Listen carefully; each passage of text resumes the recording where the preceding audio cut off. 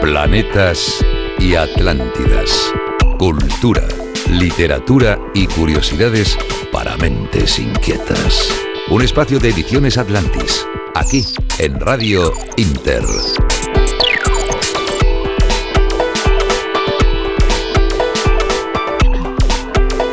Nuevo programa de Planetas y Atlántidas. Arrancaremos con Ratones de Biblioteca junto a Teresa Bedul y Rosa Sánchez para descubrirles por qué nos dicen aquello de tienes más cuento que Calleja. Esto tiene mucho que ver con Saturnino Calleja, editor de la editorial Calleja, especializada en la publicación de cuentos. Y es que además, precisamente, de Calleja es la archiconocida frase con la que finalizan muchos cuentos. ¿Recuerdan aquel colofón que dice vivieron felices y comieron perdices? Pues fue precisamente Calleja quien lo difundió, y de estas y otras curiosidades les hablaremos hoy a través de las ondas. Hola Teresa. Hola Jota, buenas tardes. Hola Rosa. Hola Jota, buenas tardes.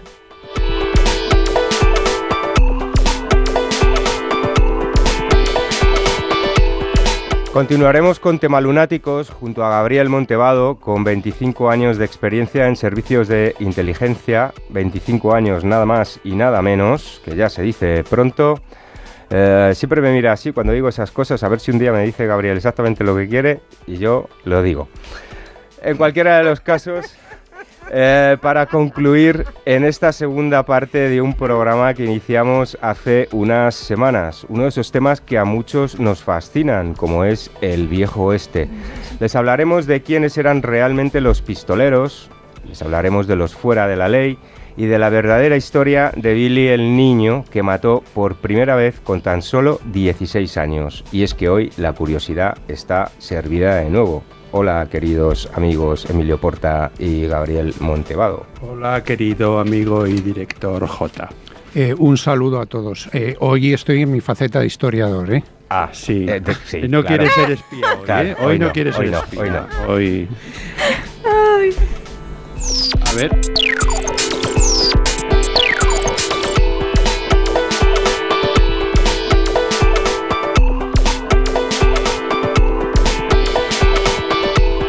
Y para finalizar, en Cazadores de Duendes, por si ya era poco lo anterior, tenemos con nosotros a Samantha Silva, una jovencísima escritora de 14 años, sí, he dicho 14 años, más o menos la edad a la que empezó Laura Gallego, y Samantha Silva, una autora que pese a su escasa edad nos mostrará sus ideas sobre el futuro en Memory Reset, un libro donde vemos un proyecto que puede ayudar a aquellas personas que lo deseen a borrar recuerdos traumáticos. Un programa completo, como verán, lleno de curiosidades. Hola, por cierto, Samantha Silva. Hola, Jota. Y no te preocupes y no te pongas nerviosa, que aquí es que no tiene todos somos 14, amigos. Solo tiene ya casi 15. ¿eh? Ah, O sea bueno, que... vale. Bueno, todavía me falta un poco. Poquito. Te queda un poco.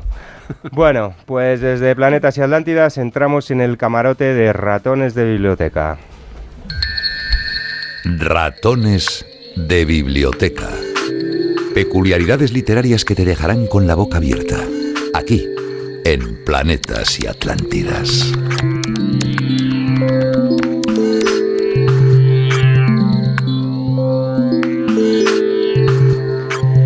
Ya en Ratones de Biblioteca, junto a Teresa Bedul, autora de Bodoco, El hilo de la vida, y Rosa Sánchez, finalista, por cierto, de los premios Atlantis, La isla de las letras, con la novela ¿Por qué ahora?, para descubrir el secreto de la frase «Tienes más cuento que Calleja», como ya he dicho antes, la cual proviene de Saturnino Calleja, editorial de la editorial Calleja. Todo tiene mucho que ver con Calleja desde el año 1879 y, en fin, conocida además por sus colecciones de cuentos muy, bueno, pues muy económicos, y era lo que hacía que funcionaran tan bien, aunque tampoco le hacía ganar mucho dinero. Y aquel colofón... O sea, que no vivía del cuento. Malamente vivía del cuento Calleja, malamente vivía del cuento, pero bueno. Bueno, hola Teresa. Hola, Jota. Hola Rosa Sánchez. Hola de nuevo, Jota. Bueno, adelante jóvenes. Muchas gracias, Jota. Muchas gracias por estar esta tarde con nosotros, Rosa. Muchas gracias por invitarme, ya sabes que es un placer siempre. Quiero puntualizar que Rosa no solo fue finalista en los últimos fue premios. Accessit también. Efectivamente. Ya, fue Accessit, sí. Un precioso trofeo y Cierto. una cara con una sorpresa muy, muy grande. Muy agradable. Pero bueno. Estupenda, ¿eh? Sí, O sea, venga, sí. no nos entretengamos, que el tiempo vuela y tenemos muchas cosas que contar. Y por cierto, se me ha olvidado también ¿Qué? mencionar que hablaremos de Gloria Fuertes. O Sí, sea sí, que, sí. Bueno, adelante, chicas. Hoy el programa creo que chistes no vamos a contar, pero sí vamos a aprender cómo el humor inteligente nos hace más llevaderas los regalos desagradables que nos hace la vida. Sí, y a veces la vida, ¿verdad, Rosa? Nos hace unos regalitos que, en fin. Pero vamos a ver cómo Gloria Fuertes y cómo Calleja, pues... Se movían por el mundo de los pero libros. que muy bien, además. Lo veían todo de una forma positiva. Siempre, igual que todos nosotros. Eso es muy importante. Ver todo de forma positiva. Ya Jota Sí. nos ha adelantado porque nos dicen tienes más cuento que Calleja. ¿Y qué es esto? Pues cuando alguien tiene una inventiva, te intenta meter una trola colosal, pone muchas excusas, pues a esta persona le decimos tienes más cuento que Calleja. O cuando se queja de una enfermedad, que me duele aquí, que me duele allá. Sí. Efectivamente, sí. Tiene más cuento que Calleja. Ahora Rosa sabe cosas muy chulis, ya veréis. Venga, Rosa, arráncate. Os voy a sorprender. Saturnino Calleja fue el propietario de la editorial Calleja, en la que desde el año 1879 empezó a publicar libros de cuentos. Su éxito estaba en la sencillez en la que estaban realizados y su bajo precio lo que les propició una alta demanda, que se hiciesen muy populares. Eran libros repletos de ilustraciones, con textos muy entretenidos. Ambas cosas ayudaron a que facilitasen su venta. Entonces, de Saturnino Calleja se decía que tenía mucho cuento, por publicar cuentos en cantidades industriales, con un margen de beneficio muy pequeño. Este editor fue de los pioneros en profesionalizar el oficio de editor. ¡Qué bonito! Y como bien ha dicho Jota, también es de Calleja la frase colofón de la mayoría de los cuentos. Fueron felices y comieron perdices. Pero, Rosa, yo de niña y de no tan niña, lo que más me podía fascinar es que me contasen cuentos. Esos cuentos que siempre tienen una enseñanza positiva, como por ejemplo la ratita presumida, por barrer su casita y ser hacendosa, se encontró la monedita y se pudo comprar un lacito para el pelo. Este cuento nos enseña, haz bien tu trabajo, hazlo con cariño y encontrarás una recompensa. Podrás conseguir un deseo. ¿El lacito era rosa o...? Le solía hacer juego con el delantalito que llevaba. Era rosa. Cuadritos, Era rosa, rosa, azul. Sí. No, rosa azul no, es que los niños azul y las niñas rosa, eso lo han dicho últimamente no sé quién. Así, Bueno, da igual. Sí. Seguimos que vamos muy justos. El patito feo, que se convirtió en un bello cisne, nos enseña a no prejuzgar lo que vemos por su apariencia o a quien acabamos de conocer. Y el caballero calvo, este sí que me gusta. Ese es muy divertido, Nos sí. enseña a reírnos de nosotros mismos. Cuando una ráfaga de viento le arrebata el peluquín que le cubría la calvicie, él, en lugar de enfadarse, dice: este pelo que no era mío y ahora se va, ¿dónde irá a parar? Sí. En tu niñez, Rosa, ¿quién ha sido la persona que mejor te ha contado los cuentos? Pues te diré que más que contarme cuentos, mi abuelo paterno ponía en su viejo tocadiscos cuentos infantiles, como El gato con botas, Caperucita Roja, Blancanieves y los 7 enanitos, pero sobre todo había uno que me provocaba especialmente miedo y llegaba a mis oídos de niña asustada como si yo fuera uno de los personajes del cuento. ¿Cuál era? Pulgarcito. No me digas. Además de lo bien narrado que estaba, yo sostenía la carátula del disco en el que había un ogro tremendamente horrible y pasaba muchísimo miedo, pero a partir de escuchar esos cuentos en el tocadiscos empecé a coger ganas de leerlos. Ese es mi recuerdo.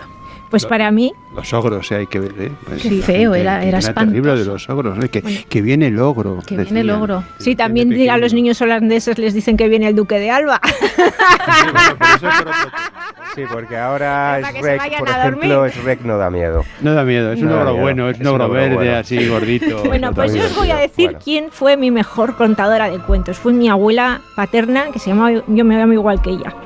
Mi abuela era malagueña y tenía ese deje gracioso que no se podía aguantar. Cada personaje del cuento tenía su voz propia. La niña ñoña, la abuela amorosa, la voz grave del malo malísimo. Mi abuela nos hacía inventar cuentos. Cada uno decía una palabra y de ahí surgía un cuento divertido, extraño, curioso, pésimo en ocasiones, pero todos enriquecieron nuestra imaginación infantil. ¿Qué os parece más difícil? ¿Dirigir nuestras historias a los niños o a los adultos? A mí a los niños, os lo prometo que sí. Si escribir para adultos es complejo, encandilar a un niño con palabras que enriquezcan su vocabulario y estimulen su imaginación no es una tarea baladí. Hace unos días recordábamos el 20 aniversario de un corazón inmenso que dejó de latir y, sin embargo, cuando leemos sus poemas, nuestro ánimo palpita ilusionado. Me estoy refiriendo a una escritora que ha enamorado a generaciones y lo sigue haciendo, como doña Gloria Fuertes. Esta maravillosa poeta nos ha dejado frases como: es importante que los niños lean poesía y es más que importante, es necesario. Los niños que leen poesía se aficionan a la belleza del lenguaje y seguirán leyendo poesía toda su vida. Un niño con un libro de poesía en las manos nunca tendrá de mayor un arma entre ellas. Fijaros, Gloria Fuertes, en su autobiografía, nos cuenta cosas tan divertidas y tan curiosas como estas. Gloria Fuertes nació en Madrid a los 2 días de edad. Sí, pues el parto de mi madre fue muy laborioso, que si se descuida, muere por vivirme. Qué realidad, ¿eh? A los 3 años ya sabía leer y a los 6 ya sabía de mis labores. Yo era alta, delgada y algo enfermiza. A los 9 años me pilló un carro y a los 14 me pilló la guerra. A los 15 se murió mi madre, por eso os decía yo que hay que ser positivo. Aprendí a regatear en las tiendas. Quise ir a la guerra para pararla, pero me detuvieron a mitad del camino. Luego me salió una oficina donde trabajaba como si fuera tonta, pero Dios y el Botones saben que no lo soy. Escribo por las noches y voy mucho al campo. Todos los míos han muerto y estoy más sola que yo misma. He publicado versos en todos los calendarios, escribo en un periódico de niños y quiero comprarme a plazos una flor natural como las que le dan a Pemán de vez en cuando. ¿Os imagináis comprando una flor natural a plazos? Eso sí que es tener cariño a las flores. Eso sí que es ser pobre. Pues sí. Eso y poco dinero.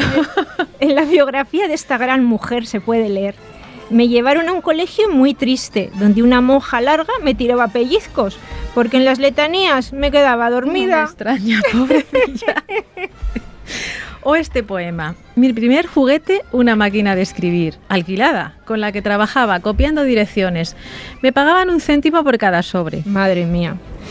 Gloria Fuertes, a los 18 años, escribe su primer libro de poemas, Isla Ignorada, y uno de sus poemas dice: soy como esa isla que, ignorada, lata y acunada por árboles jugosos en el centro de un mar. Imaginaros, árboles en un mar, que como no me entiende, rodeada de nada, sola, solo. Gloria Fuertes trabaja como redactora en la revista infantil Maravillas. En 1947 obtiene el primer premio de letras para canciones de Radio Nacional de España. Colaboró en programas de televisión española como, y esto no lo puedo leer, esto tengo que cantarlo, porque ¿quién no ha escuchado? 1 globo, 2 globos, 3 globos. La luna es un globo que se me escapó. Y también La cometa blanca. ¿Ese no te sabes la canción? ¿No te acuerdas? Eso Yo no tampoco. Yo debía ser ya muy mayor cuando La cometa blanca. La vida de Gloria Fuertes duró solo 81 años. Eso sí, 81 años vividos e intensos, compartidos con los niños con un corazón de una cronología indeterminada.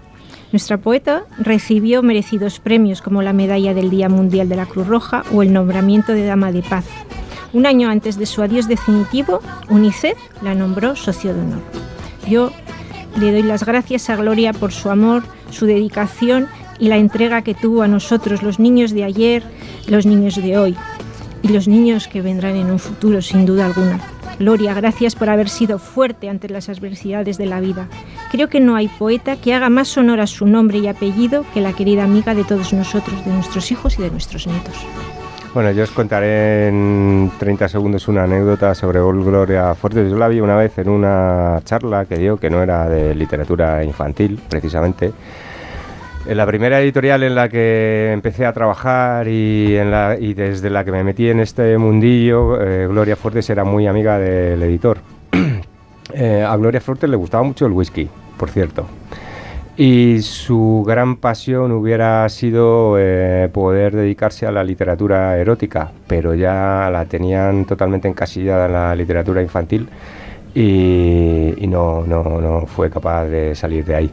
Pero vamos, cuando ese editor le llevó a su casa unas pastas, la primera vez que la conoció, ella le dijo: ¿por qué haces trayéndome unas pastas? Tráeme White Label o algo así. Siempre con su sentido del humor. Es mal que has dicho la especial erótica, porque yo creía que ibas a decir trabajar en una whiskería y me ibas, no, me ibas a destrozar el programa. De whisky a whiskería hay un paso muy grande. Bueno, gracias Teresa Bedul, gracias Rosa Sánchez. Vamos a publicidad y continuamos con Tema Lunáticos.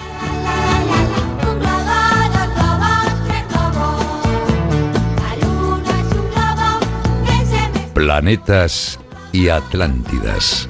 Aquí, en Radio Inter.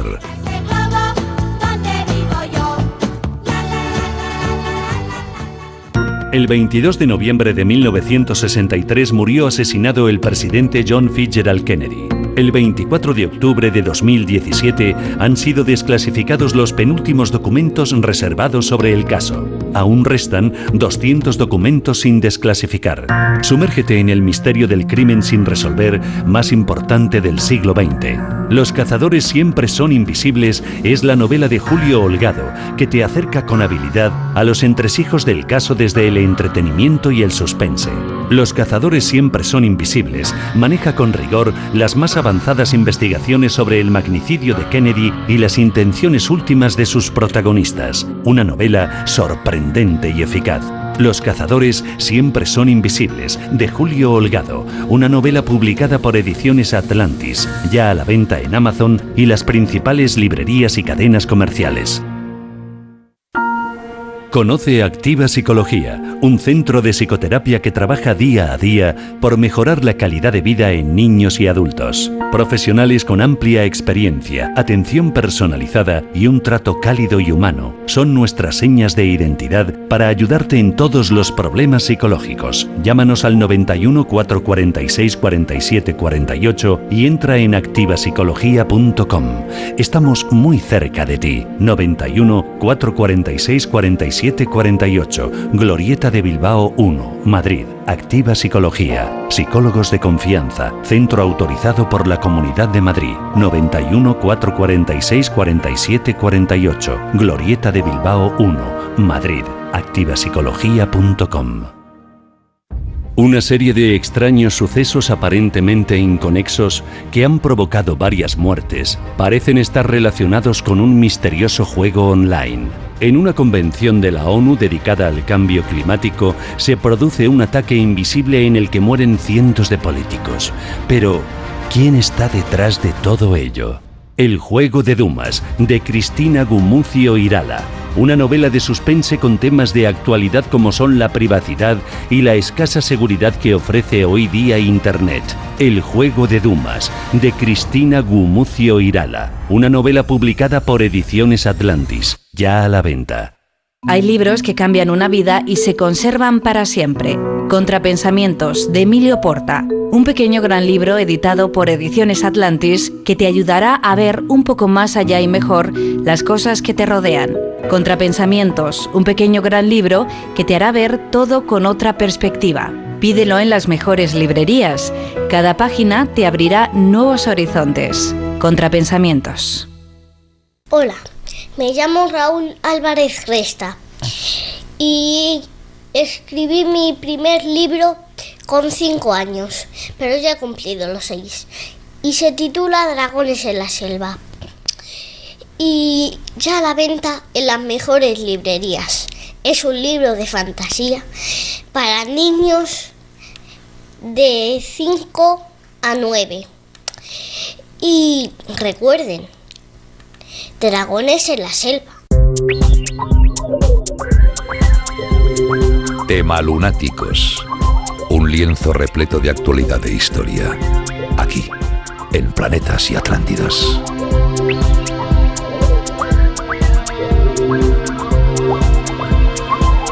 Ya en tema lunáticos, con el timonel Emilio Porta y Gabriel Montevado, que como decía al principio del programa, tuvo 25 años de experiencia en servicios de inteligencia, hoy no, y viene de historiador, como muy bien ha dicho antes. Vamos a cerrar en esta segunda parte aquel programa que iniciamos hace unas semanas, hablando del viejo oeste, y quiénes eran realmente los pistoleros. Retrataremos a los fuera de la ley y, bueno, pues junto a Gabriel Monte veremos la verdadera historia de Billy el Niño. Hola, Emilio Porta. Hola, Jota. Hola, Gabriel Monte. Hola, un saludo a todos. Bueno, pues nada, empezamos, ¿no? Esta sección de temas lunáticos con Gabriel, que no es la primera vez que estamos juntos, y este tema además nos interesa mucho a los dos. Y a todos, yo creo que a todos. Sí, pero es que nosotros hemos visto mucho cine y muchas películas del oeste, y entonces pues hay esta historia de desmitificar un poco a los bandidos, que en las películas del oeste siempre aparecen como buenos y como héroes y tal, pues está bien que lo hagamos para darnos cuenta de que no eran tan buenos tampoco, ¿eh? No eran tan buenos. A mí, en mi faceta de historiador, lo que me gusta son las historias un poco que se salen de lo habitual. Sí. A mí me gustaba, pues por ejemplo, estudiar y documentarme sobre el oeste americano, sobre los zulúes luchando contra el Imperio Británico, sobre la lejana China. O sea, aparte de lo convencional y lo que siempre dan en... Lo de los Boers en China y todo eso, te lo debes saber muy bien.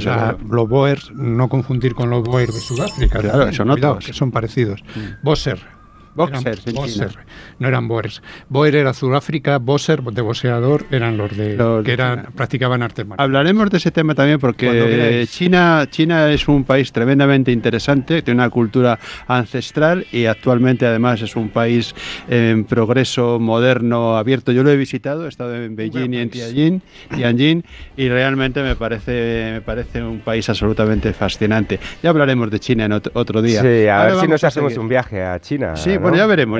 Bueno, sí. Vamos a hablar ahora de Billy el Niño, ¿verdad? Ese personaje tan fascinante en el cine, pero que, bueno, él era muy pequeño también, precisamente. No tenía ni 16 años y ya tuvo que empuñar un rifle o una pistola y mató a una persona, ¿no? Esto es duro, ¿no? Sí. Y bueno, pues una serie de circunstancias por las que le empujaron a ello, pero luego desarrolló su carrera como bandido, como pistolero. Cuéntanos un poco, desarrolla el personaje de Billy el Niño, haznos un retrato robot de quién era. Sí, bueno, Billy el Niño, como muchos pistoleros de la época, no todos, porque había de todo, pero era de familia humilde, muy humilde, y tenía que buscarse la vida literalmente en cualquier sitio, porque él nació en Nueva York y al ser de familia humilde, pues bueno, pues no lo tuvo fácil, pero encima se quedó huérfano de padre. Su madre contrajo tuberculosis y por consejo médico pues emigraron a una zona de un clima más apropiado, como le pasó también a más gente en aquella época que se lo recomendaban, y se fueron a la zona de Nuevo México, Kansas, toda esa zona que es más seca. Él nació en Nueva York en 1859. Estos son datos probables, no son seguros, porque claro, la biografía de esta gente es complicada.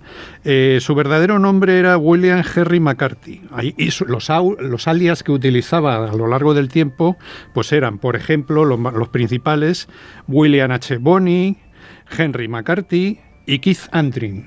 Lo de Antrim es porque su padrastro, una persona que se casó posteriormente con su madre en Nuevo México, se llamaba Antrim. Lo que ocurre es que tienen una lavandería y tienen un negocio más o menos estable, también tenían una casa de huéspedes, pero muere la madre a consecuencia de la tuberculosis, y entonces el padrastro, el señor Antrim, se va y deja a Billy y a su hermano prácticamente abandonados. Entonces, Billy se convierte en un raterillo, el típico raterillo, tiene que buscarse, porque the kid en inglés es el niño. El niño. Kid es niño. Billy the Kid. El muchacho. Entonces no se llamaba así, claro. Se convierte en un raterillo que se buscaba la vida, haciendo robos con una persona. Su acompañante era un tal Sombrero Jack. Bueno, la acaban metiendo en la cárcel por una serie de robos. Se escapa Bueno, al final, después de unas peripecias más o menos las de un pillo de la época, un buscavidas, ¿no? Una persona que tenía que robar para vivir, como muchos otros en la época, pues acaba apareciendo... Actualmente, ¿eh? Sí. Desgraciadamente todavía hay niños que tienen que delinquir para vivir. Roban. Bueno, esto es lo de la avaricia y rompe el saco, como bien se dice. Bueno, el caso es que acaba apareciendo en la zona de Nuevo México, en la zona de Lincoln, como cuatrero, después de muchas peripecias, que no encuadrarían el personaje como pistolero, ¿no? Define la palabra cuatrero para los oyentes. Cuatreros son los ladrones de ganado. Que en las zonas ganaderas la pena que tenía el cuatrero que era atrapado era la horca, directamente. O sea, muchas veces incluso sin juicio. Había ganaderos que estaban autorizados, entre comillas, si pillaban en algunos territorios a un cuatrero, se iban al árbol más cercano y ya está. Sí, eso sí sale en algunas películas, del oeste. Sí, señor. Y hay una que es El árbol del ahorcado, que es muy conocida. Muy buena película. Muy buena película, sí. Las mejores películas del oeste para mí son las clásicas. Sí. Bueno, luego hay alguna buena actual, pero las mejores son. Solo ante el peligro, El árbol del ahorcado. La diligencia, que es una diligencia, que es una maravilla. Luego hay maravillas como Mache, bueno, un montón. Sin perdón. Y John Ford el mejor. John Ford es alucinante. Bueno, no nos desviemos. No nos desviemos. Porque si no... si no os van a llamar desviados. Aparece de eso nada. De cuatrero. Eso ya sabes que no. De cuatrero en Nuevo México. Y entonces en la zona, era una zona sin ley, era la frontera. Entonces, ¿quién mandaba en las zonas sin ley? Pues mandaba la gente con poder, ganaderos, comerciantes, banqueros de la zona, luego llegó también el ferrocarril y gente del ferrocarril que imponían su ley. Su ley, no la ley federal, eso vino después. Y entonces él al principio llega como cuatrero, como he dicho, pero luego le contratan inmediatamente, le contrata una persona que para él va a ser como un padre, que es un inglés que se llama Tunstall, que muchos en las películas sobre Billy el Niño pues le sonará. Tunstall es vital, es un personaje vital para él. Como digo, le trata como a su hijo. Él, que no había tenido de verdad el cariño de una familia como conocemos todos, pues hombre, tenía mucho afecto, aunque solo estuvo relacionado con él un año, hasta que mataron a Tunstall, pero tenía mucho afecto. Hay que decir que antes de esto, y antes de ser cuatrero, Billy ya había matado a un hombre con 16 años.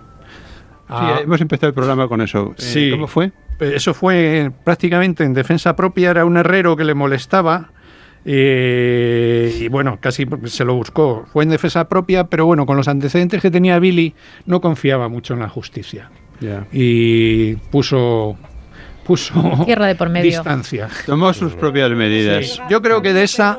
Sí. El herrero le molestaba verbalmente, errando. Porque tampoco lo sabemos, Más digamos cosas. Que le vejaba y abusaba.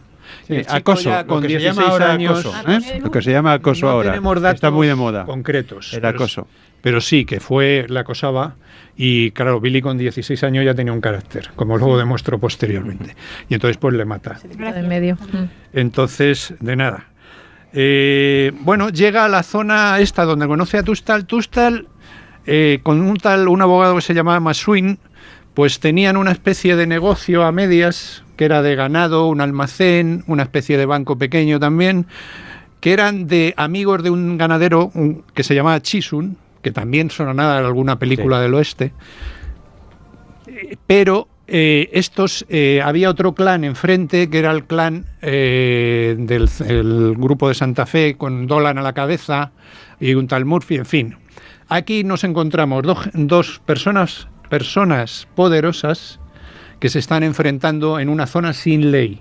¿Cómo se enfrenta a esta gente? De luego podrías hacer una biografía de Billy el Niño, de Jesse James, de todos, porque hay que ver lo que sabes. No, pero bueno, no sé tanto. Tenemos que hablar de más gente, de más gente. ¿Quieres que hable? Pues reduzco entonces. Sí, no, nos quedan todavía 3 preguntas. Bueno, y 9 minutos. Bueno, una pregunta general. En este enfrentamiento entre gente poderosa, lo que hacían es contratar pistoleros, evidentemente. Gente que manejaba el revólver. A ver, eso. Pues era gente que manejaba el revólver.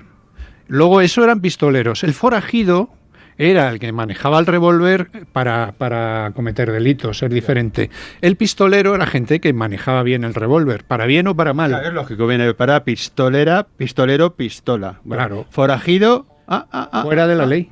Forajido, fuera de fuera. Exactamente. Bien. ¿Ves? Etimología, vamos ya. Y luego dentro del forajido, como vimos en el programa anterior, el desesperado, de la contracción de la palabra, que era el que después de la guerra civil no tiene su sitio. El desesperado. Generalmente era gente del ejército sudista, Sí. y entonces como Jesse y James pues se ponen a robar pues porque están desesperados, ciertamente. Oye, y eso que cuenta, ¿no? La leyenda esa que hay que los forajidos lo que hacían era robar a los ricos y luego se lo daban a los pobres, como también decían de los bandoleros de Sierra Morena y tal. Sí, sí, ¿Qué hay sí. de verdad en todo Pues eso? nada, no hay de verdad nada. Nada de verdad. Jesse James es cierto que robaba a los yanquis, al gobierno federal, pero que se sepa no repartía entre los pobres, ¿eh?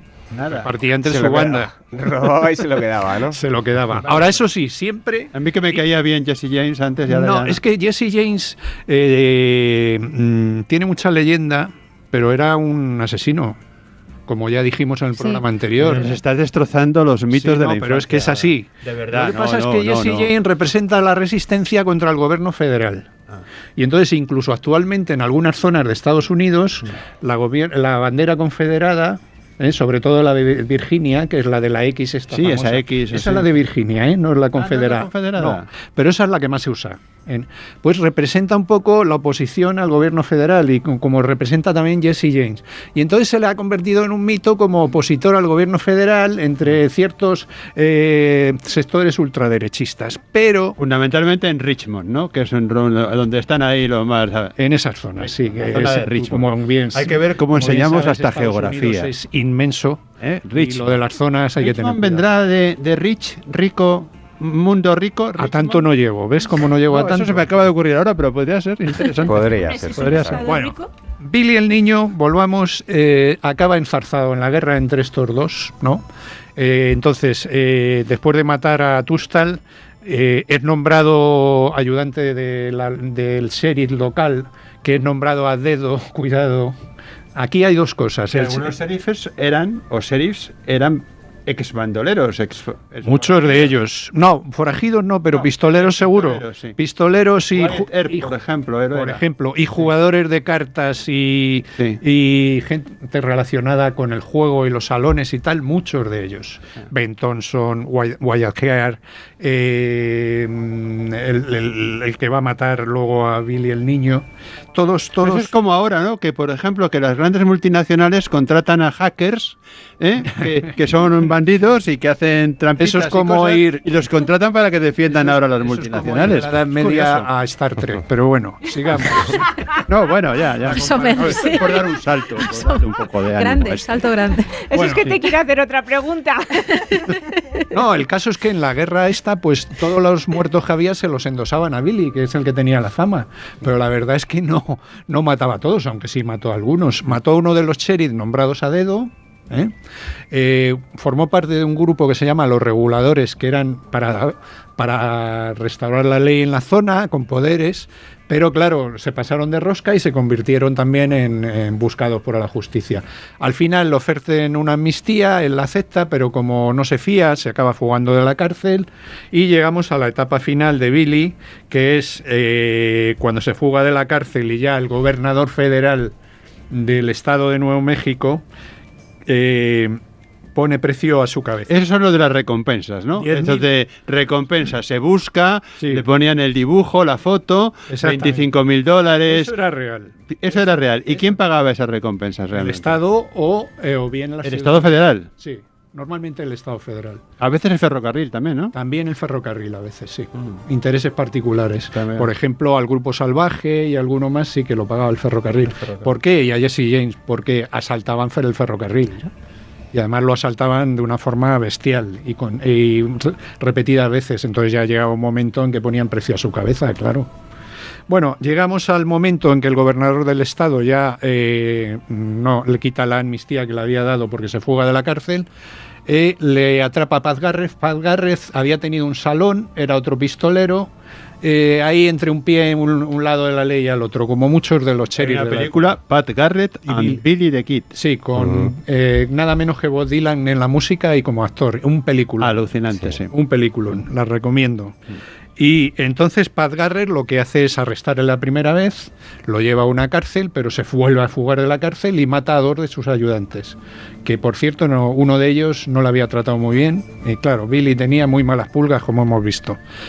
Se fuga de la cárcel y la acaba encontrando en una hacienda de Nuevo México, Pat Garrett, y le mata. Pero le mata, como dijimos que mataban a estos pistoleros, frente a frente en un duelo pocas veces. No, o sea, yo he visto películas donde se ponen por detrás. No, eso no era real. Claro. Aquí primero disparaban y luego preguntaban. Ah, ¿eras tú? Claro. Pero primero, entonces llega Pat Garrett en una zona oscura, sabe que es Billy.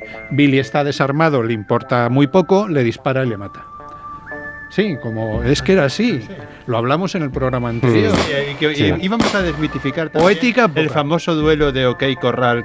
Bueno, el duelo de OK... Te queda un minuto para contar. Bueno, pues un minuto. Bueno, dos hermanos... Quedan 2 todavía, venga. Los hermanos Heard contra los Manlaurie. Siempre el que dice lo de... Vale, hay varias versiones del duelo. Yo he leído varias.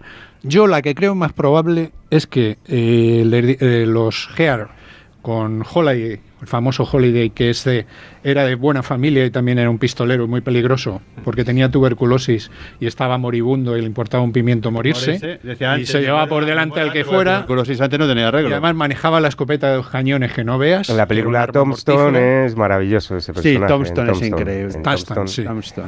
Que es también, es eso, es que la primera película fue OK Corral, duelo en OK Corral, y la segunda es Tombstone, que es lo mismo, pero es la moderna. ¿Cuánto nos ha enseñado el cine? Es verdad. Con esos, hemos aprendido muchísimo con las Val películas Kilmer, del oeste. Val Kilmer era el actor. Bueno, la dejamos, sí. La versión más probable es que llegaron a desarmar a los Manlaurie y cuando ya estaban casi desarmados les dispararon. Esa es la más probable. Lo que veréis en las películas es que los otros intentan desenfundar y tal. Bueno, al final sí que hay un tiroteo entre las dos partes. Virgil, uno de los hermanos de Wyatt Heard, es herido. Al mismo Wyatt le pasa una bala entre las piernas, pues se sabe porque llevaba un abrigo largo y tenía un agujerito. Sí, eso lo descubre sí, tenía suerte, sí. Y bueno, y matan a los Manlaurie y luego hay una serie de venganzas con la familia. Bueno, pero esto es muy largo. Sí, no, y eso ya no nos da tiempo porque tenemos que empezar a despedir. Desmitifiquemos hablar de los cubretodos o cómo se llaman esos. Esos los cubrepolvos. Guardapolvos. Los guardapolvos. Que nada tenía que ver con los tangas. Se llama porque cuando uno iba a caballo había polvo, lógicamente. Pero debía ser una... Bueno, chicos, venga, por favor, un poco de orden. Gracias, Gabriel. Creo que ha sido también una sección maravillosa. Gracias, Gabriel Monte. Gracias, Emilio Puerta. Espero que hayan aprendido mucho. Vamos a publicidad y continuamos con Cazadores de Duendes.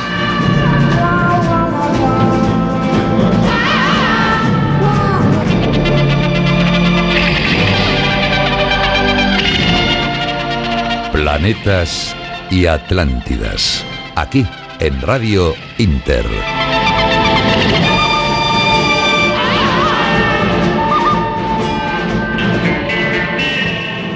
El 22 de noviembre de 1963 murió asesinado el presidente John Fitzgerald Kennedy. El 24 de octubre de 2017 han sido desclasificados los penúltimos documentos reservados sobre el caso. Aún restan 200 documentos sin desclasificar. Sumérgete en el misterio del crimen sin resolver más importante del siglo XX. Los cazadores siempre son invisibles es la novela de Julio Holgado, que te acerca con habilidad a los entresijos del caso desde el entretenimiento y el suspense. Los cazadores siempre son invisibles maneja con rigor las más avanzadas investigaciones sobre el magnicidio de Kennedy y las intenciones últimas de sus protagonistas. Una novela sorprendente y eficaz. Los cazadores siempre son invisibles, de Julio Holgado, una novela publicada por Ediciones Atlantis, ya a la venta en Amazon y las principales librerías y cadenas comerciales. Conoce Activa Psicología, un centro de psicoterapia que trabaja día a día por mejorar la calidad de vida en niños y adultos. Profesionales con amplia experiencia, atención personalizada y un trato cálido y humano son nuestras señas de identidad para ayudarte en todos los problemas psicológicos. Llámanos al 91 446 47 48 y entra en activapsicología.com.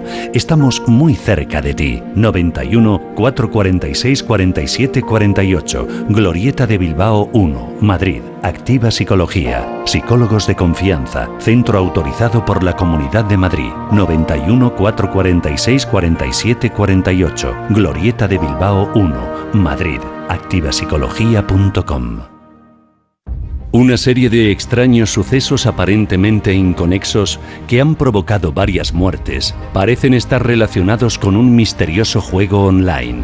En una convención de la ONU dedicada al cambio climático se produce un ataque invisible en el que mueren cientos de políticos. Pero, ¿quién está detrás de todo ello? El juego de Dumas, de Cristina Gumucio Irala. Una novela de suspense con temas de actualidad como son la privacidad y la escasa seguridad que ofrece hoy día Internet. El juego de Dumas, de Cristina Gumucio Irala. Una novela publicada por Ediciones Atlantis, ya a la venta. Hay libros que cambian una vida y se conservan para siempre. Contrapensamientos, de Emilio Porta. Un pequeño gran libro editado por Ediciones Atlantis que te ayudará a ver un poco más allá y mejor las cosas que te rodean. Contrapensamientos, un pequeño gran libro que te hará ver todo con otra perspectiva. Pídelo en las mejores librerías. Cada página te abrirá nuevos horizontes. Contrapensamientos. Hola, me llamo Raúl Álvarez Resta y escribí mi primer libro con 5 años, pero ya he cumplido los 6 y se titula Dragones en la selva y ya a la venta en las mejores librerías. Es un libro de fantasía para niños de 5 a 9 y recuerden, dragones en la selva. Cazadores de duendes. Solo algunos libros esconden un duende dentro. Hoy cazaremos algunos de esos libros y duendes aquí, en Planetas y Atlántidas. Bueno, ya era hora de volver a Cazadores de Duendes. Por cierto, lo echaba de menos, porque hacía ya pues cosa de mes y pico que prolongábamos sección, temas ¿no? lunáticos y no hacíamos. Sí, claro, cazadores. son temas tan interesantes que al final se van comiendo otras secciones. En cualquiera de los casos, tenemos con nosotros a Samantha Silva, una joven e inteligente escritora de 14 años que, al margen de su edad, tiene grandes ideas, como se muestra en Memory Reset, un libro donde vemos un proyecto que sirve para borrar de la memoria recuerdos traumáticos. Hola, Samantha Silva. Hola, muy buenas. Bueno, no solo eso, ya tengo que decir algo. Venga, ya tiene que hablar el libro, y llevamos 57 segundos de sección. Porque presenté el libro yo en la Asociación de Escritores y entonces pues me quedé alucinado porque al leer el libro me di cuenta de que era una escritora de tomo y lomo. O sea, no tiene nada que ver la edad con cómo escribe. La estructura, cómo estructura, el lenguaje, los diálogos, las ideas, y además tiene la novela algo absolutamente excepcional que he visto en muy pocas novelas, que es una novela que tiene todo. Es una novela de ciencia ficción, es una novela científica, es una novela psicológica, es una novela de intriga, es una novela que tiene habla de biología, habla de informática. Es una novela excepcional y no es porque estés aquí, pero creo que es de lo mejor que se ha publicado este año en narrativa. Jolín, pues qué bien escuchar eso. Bueno, ahora ya que me dejas, mi amor, seguir hablando, ¿verdad, Emilio? Venga, a ver si puedo entrevistar a Samantha. Venga, castigo. Eres mi castigo, tú lo has dicho. Bueno, Samantha, aunque de algún modo la historia que propones, por cierto, me recuerda a la película Olvídate de mí, del director Michel Gondry, con un reparto increíble, con Jim Carrey, Kate Winslet, Mark Ruffalo, etcétera, etcétera. En Memory Reset vas más allá proponiendo una combinación de un suero y un programa informático que accede al cerebro como si de un disco duro se tratase. Yo te pregunto, ¿ves descabellado un futuro donde sea posible borrar los recuerdos de aquellos o de aquello que nos ha hecho daño? ¿Y cómo nace esa idea también? A ver, como descabellado no lo veo, porque seguramente si se investigara y tal, pues podría llegar a ser posible. Ahora, como bien digo en mi libro, sería una locura que se llegara a permitir eso. Y bueno, en cuanto a lo de que me surgió la idea, fue algo que me surgió así un poco, me vino la inspiración simplemente de la idea de poder borrar los recuerdos y claro, pues luego lo fui desarrollando. Además fue curioso porque fue ahí en mitad de una clase y fue como, ostras, qué idea, y pues la tuve que apuntar y de todo. Claro. Bueno, en lugar de estudiar, ¿eh? En lugar de estudiar... No, pero estudio. No, encima saca buenas notas y todo. Yo desde el punto de vista científico espero que eso no se cumpla, porque tú imagínate solo quedarte con recuerdos buenos, sería menos de la mitad de nuestra vida. Es que precisamente eso es lo que habla la novela y por eso ella cuenta cómo, es que por ya qué... para borrar recuerdos qué, tenemos claro, el claro, es que la novela hay que leerla. Yo no quiero descubrir eso... más, ni Jota tampoco creo, nadie quiere descubrir más de la novela, porque de verdad Memory Reset es una novela que tiene tantas cosas que yo creo que a cualquier lector le va a apasionar. Y además eso, que lo increíble es una autora que tiene 14, bueno, 15 casi. Sí, vale, casi vamos 15. a dejarlo ahí. Bueno, Memory Reset, publicado por Ediciones Atlantis, tiene incluso momentos o personajes duros, como es el caso de Alicia, la joven modelo con traumas infantiles que sufrió abusos sexuales por parte del que era su jefe. Yo te pregunto, ¿cómo combinas esa dureza con un futurible maravilloso como borrar los malos momentos de la vida? Pues básicamente porque yo creo que todo el mundo alguna vez en su vida pues ha dicho ojalá pudiera olvidarme de esto de verdad, y entonces pues es eso, que muchas veces momentos tan duros pues obviamente los vas a querer olvidar, pero como bien explico en mi libro, a veces las malas experiencias también nos ayudan de cierto modo o también han provocado que tengamos buenas experiencias dentro de lo malo, entonces pues es un poco esa la combinación. ¿Y ya tienes algún recuerdo que quieras olvidar? Realmente después de escribir este libro y todo, en plan, yo no borraría nada. Bueno, tienes 15 años, cuando ya tengas nuestras edades ya veremos. No, a ver, Gabriel. Yo creo que menos los recuerdos traumáticos de verdad, los malos recuerdos, digamos, al uso, son buenos por lo que ha dicho ella. No, pero que además en los malos momentos, como ella dice, aprendemos también. Y en los errores aprendemos y algo más. Tenemos gente alrededor que nos ayuda y que nos hace ver la vida de un modo positivo. Si borramos el mal recuerdo, borramos también a la gente. Eso lo dice en la novela. Sí, lo digo. Y me parece absolutamente fascinante la Es tesis. así, es que la novela además es muy profunda. Y tiene una profundidad brutal. Tiene mucho que ver con la siguiente pregunta, que es que si nos robaran los recuerdos de personas que nos hicieron daño en el pasado, ¿no cabría la posibilidad de volver a cometer los mismos errores con la misma persona si te encontraras de nuevo con ella? Pues seguramente sí, porque tú ya no tienes esa visión de que esa persona ha sido mala persona contigo ni que te ha hecho daño. Claro. Entonces volverías a verla como al principio y pues básicamente podrías volver a tropezarte con la piedra una y otra vez sin saber que es así. Claro. Bueno, qué inteligencia demuestra la autora, ¿eh? Sí, hombre, claro que sí. Y bueno, seguimos. ¿Ves moralmente positivo o negativo que en un futuro próximo puedan borrar nuestros recuerdos negativos? Pues lo veo moralmente negativo, obviamente, porque, como he dicho, es además un control total de nosotros, de nuestra cabeza, de nuestra privacidad. Convertirnos incluso en robots, como dice. Sí, básicamente, porque...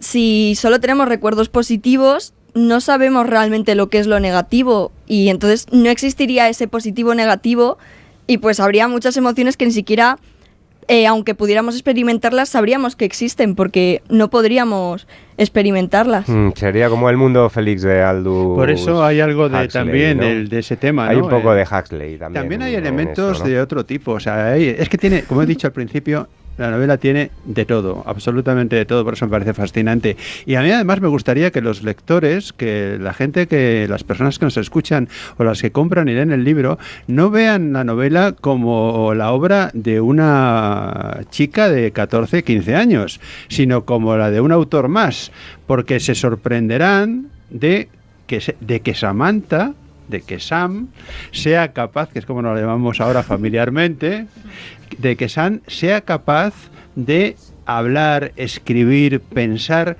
cómo lo hace. Yo le auguro un futuro literario absolutamente espléndido, porque si a esta edad ha sido capaz de escribir Memory Reset, esta novela, cómo la ha escrito, cómo está escrita, que es absolutamente increíble desde el punto de vista de estilo, y al mismo tiempo con ese contenido y con esas reflexiones sobre todo lo que ocurre y con esa mezcla y variedad de personajes, de elementos, yo sinceramente creo que estamos ante una de las grandes escritoras que va a tener este país en el futuro. Así que es lo que pensáis, lo dije. Ojalá sí sea. Bueno, a ver si nos viene de rebote, a ver si nos viene de rebote a la editorial. Y además tiene una familia que la apoya a muerte, que la ha educado muy bien, en libertad, enseñándola a pensar, que es muy importante. Están aquí con nosotros, que han venido también sus padres, y yo creo que eso es muy importante para un niño. Para un niño es muy importante ser bien educado, darle posibilidades de progreso y de desarrollo. Yo creo que la familia es fundamental, y la familia es fundamental cuando no solamente prohíbe, sino cuando potencia, cuando empuja, cuando consigue que la persona, que el niño se convierta en un adulto pensando, sintiendo y sabiendo además dónde están los peligros de las cosas y también las oportunidades que le ofrece la vida.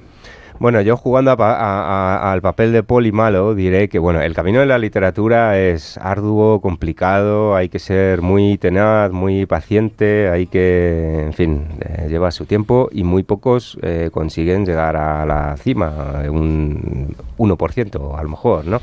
Pero bueno, desde luego has arrancado muy bien, has arrancado muy bien y bueno, y es cuestión de seguir, ¿no? Y bueno, me da tiempo todavía de hacerte una última pregunta rapidísima. ¿Qué papel juega la psicología entre los personajes y en la trama?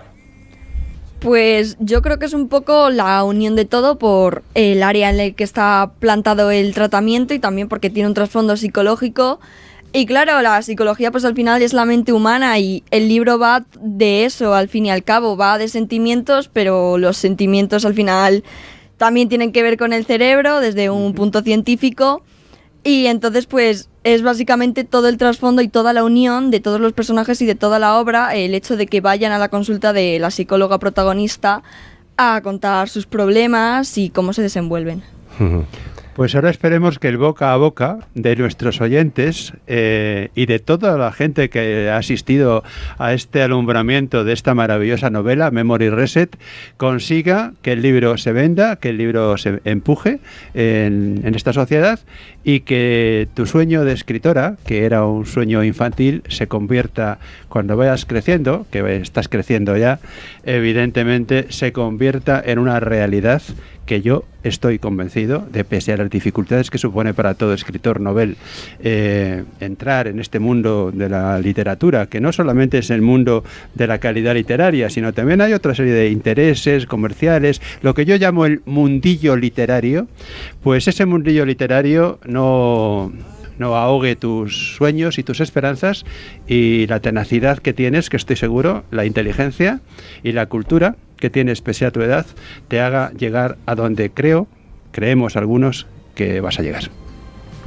Pues nada, ojalá así sea y muchas gracias a mi familia y a todos los que me han estado apoyando y todos los oyentes que ahora mismo me están escuchando, pues si quieren comprar mi libro o lo que sea, yo agradezco mucho el apoyo y tal. Bueno, si son ellos los que tendrían que agradecer una vez que lean el libro que se haya publicado. Atlantis no le da las gracias. No. El editor se va a enfadar, el editor que como esté escuchando el programa se va a enfadar. Obviamente, muchas gracias a la editorial, que además cuando yo entré en su página y tal para enviarles el manuscrito, tuve la corazonada de que iba a ser esa editorial con la que iba a publicar, que además se lo comenté a mi madre y pues al final así fue. Al final, y además de comprar el libro, muy importante que te cuenten lo que han leído. Ay, sí, eso ojalá me encanta. Sí, porque manejáis Chicos, las redes todos vosotros. Sí. Muy bien, Tenemos que empezando por tu padre. despedirnos. Yo Gabriel. solo le quería decir una cosa. Disfruta escribiendo y lo que tenga que llegar, que llegue. Pero tú disfruta. Sí, eso es lo Bueno, fundamental. gracias Samantha Silva, gracias Rosa Sánchez, Teresa Bedul, Gabriel Montevado y Emilio No, Porta. a mí no me den las gracias, si no quieres dármelas, yo te conozco. No, tengo que quedar bien ante los oyentes. quedar bien sí, ante la sí, gente. tengo que quedar bien. Bueno, nos vemos la semana que viene aquí en Planetas y Atlántidas.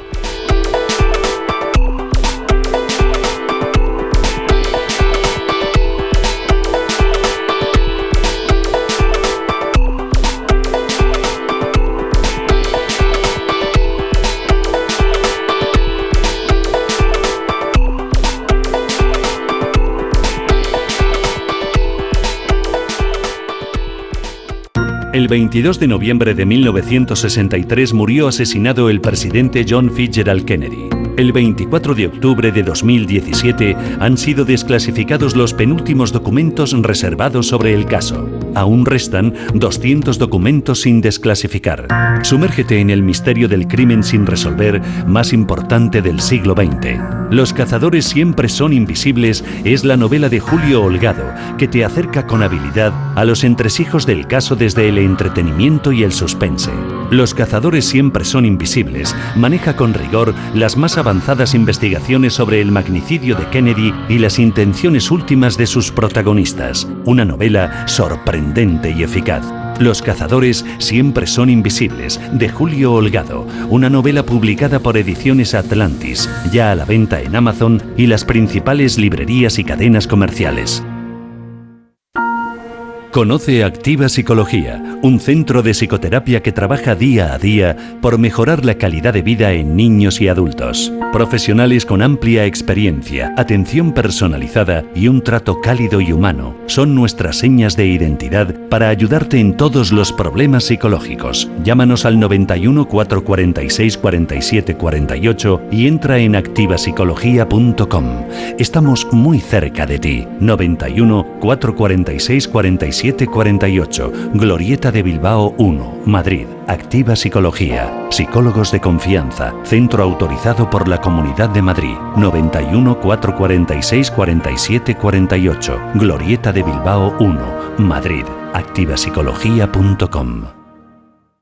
Una serie de extraños sucesos aparentemente inconexos que han provocado varias muertes parecen estar relacionados con un misterioso juego online. En una convención de la ONU dedicada al cambio climático se produce un ataque invisible en el que mueren cientos de políticos. Pero, ¿quién está detrás de todo ello?